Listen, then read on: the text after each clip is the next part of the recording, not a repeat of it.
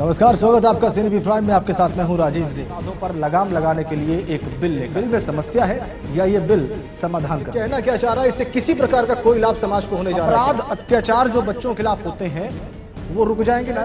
इस चर्चा में स्वागत है आपका लोगों का कि ये कानून सही दिशा में जा रहा है। हमारी चर्चा जारी है।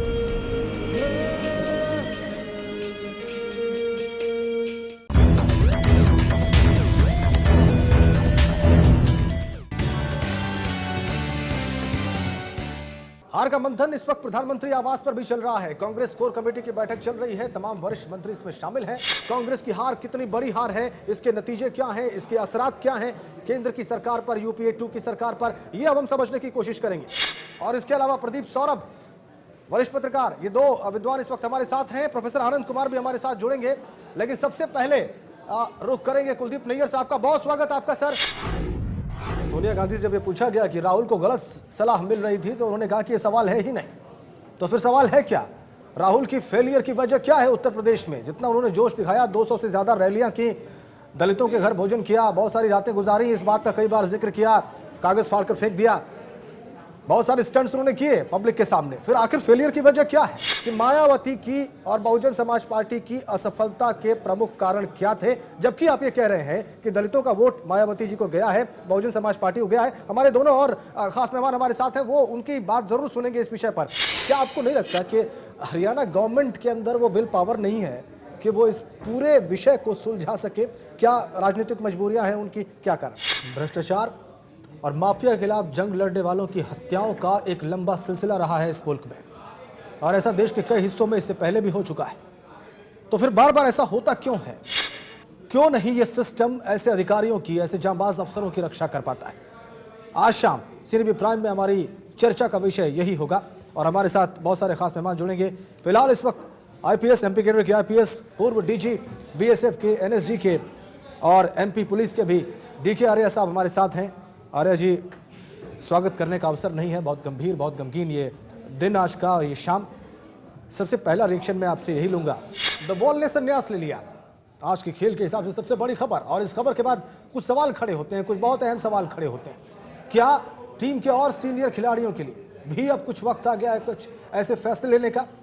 क्या राहुल द्रविड़ इससे बेहतर विदाई डिजर्व नहीं करते थे? और क्या राहुल द्रविड़ की क्रिकेट अब खत्म हो गई थी? क्या यह उनके संन्यास का सही समय था? क्यों ऐसा हुआ कि उनको फेम नहीं मिला जिसके वो हकदार थे?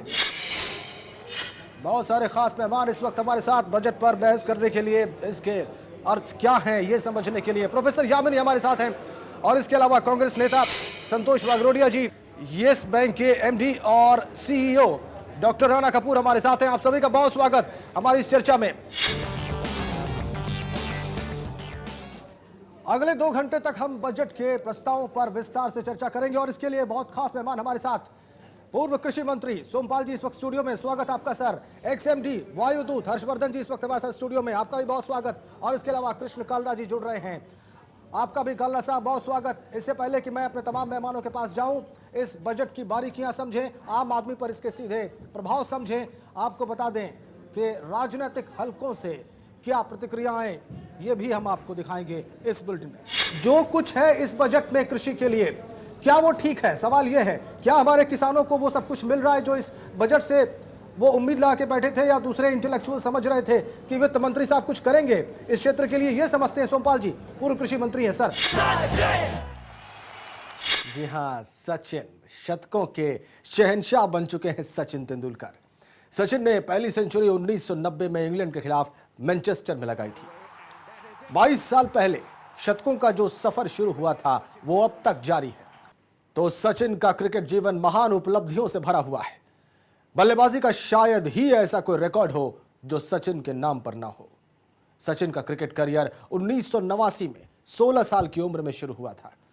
22 साल पहले शुरू हुआ यह सफर अब तक शानदार तरीके से जारी। रविवार की शाम निश्चित रूप से सेलिब्रेशन के लिए बहुत कुछ भारतीय क्रिकेट प्रेमियों के पास, खासकर इन हालात में जब बांग्लादेश से हम पिछला मैच हार गए थे। एक बहुत ही शर्मनाक पहलू था।